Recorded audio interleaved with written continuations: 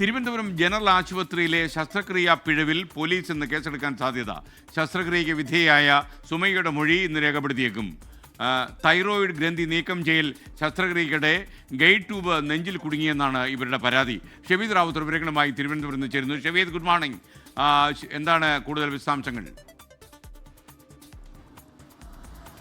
Very good morning. എസ്കെൻ, ഇന്ന് ഇതുമായി ബന്ധപ്പെട്ട സുമയ്യയുടെ ഇരയായിട്ടുള്ള സുമയ്യയുടെ സഹോദരൻ നൽകിയ പരാതിയിൽ കന്റോൺമെന്റ് പോലീസ് കേസെടുത്തേക്കുമെന്നുള്ളതാണ് പുറത്തു വരുന്ന വിവരങ്ങൾ. ഇന്നലെ വൈകിട്ടോടുകൂടിയാണ് സുമയ്യയുടെ സഹോദരൻ പോലീസ് സ്റ്റേഷനിൽ പരാതി നൽകിയത്. പരാതിയിൽ ഉന്നയിക്കുന്ന കാര്യം തിരുവനന്തപുരം ജനറൽ ആശുപത്രിയിൽ 2023 കാലത്ത് അവർ ഒരു ശസ്ത്രക്രിയ നടത്തി. തൈറോയ്ഡ് ഗ്രന്ഥി നീക്കം ചെയ്യൽ ശസ്ത്രക്രിയയായിരുന്നു നടത്തിയിരുന്നത്. എന്നാൽ അതിനുശേഷം 2 വർഷം ഈ ഗൈഡ് ട്യൂബ് നെഞ്ചിൽ കുടുങ്ങിയതുമായി ബന്ധപ്പെട്ട് അവർ അനുഭവിച്ച ആരോഗ്യ പ്രശ്നങ്ങൾ, മാത്രമല്ല മെഡിക്കൽ നെഗ്ലിജൻസ് അടക്കമുള്ള കാര്യങ്ങൾ അത് മുൻനിർത്തിക്കൊണ്ടാണ് പരാതി കൊടുത്തത്. ഈ പരാതിയിൽ കന്റോൺമെന്റ് AC തന്നെ വിവരശേഖരണം നടത്തിയിട്ടാണ് ഇന്ന് സുമയ്യയുടെ മൊഴി രേഖപ്പെടുത്താൻ വിളിപ്പിച്ചിട്ടുള്ളത്. ഇന്ന് രാവിലെ 11 മണിക്ക് സുമയ്യയുടെ മൊഴി രേഖപ്പെടുത്തും. ഇന്നലെ ആരോഗ്യവകുപ്പ് ഇക്കാര്യത്തിൽ ചില വിചിത്ര വിശദീകരണവുമായി രംഗത്തെത്തിയിരുന്നു. പ്രത്യേകിച്ച് ചികിത്സാ പിഴവ് ആരോഗ്യവകുപ്പ് ഡയറക്ടർ ഒരു വാർത്താക്കുറിപ്പ് പുറത്താക്കി. ആ വാർത്താക്കുറിപ്പിൽ തന്നെ പറയുന്നത് ചികിത്സാ പിഴവ് അവർക്കറിയാമായിരുന്നു എന്നുള്ളതാണ്. കാരണം പരാതി കിട്ടും മുൻപ് ഈ വിഷയത്തിൽ പരിശോധന നടത്തിയെന്ന് ആരോഗ്യവകുപ്പ് തന്നെ സമ്മതിക്കുന്ന വാർത്താക്കുറിപ്പ് ഇന്നലെ പുറത്തു വന്നു. മാത്രമല്ല അതിങ്ങനെ നെഞ്ചിലിരിക്കുന്നത് കൊണ്ട് കുഴപ്പമൊന്നുമില്ലെന്ന് ശ്രീത്രയിൽ നിന്ന് റിപ്പോർട്ട് കിട്ടിയെന്നും കൂടുതൽ പരാതികൾ ഉണ്ടെങ്കിൽ ആ വിഷയം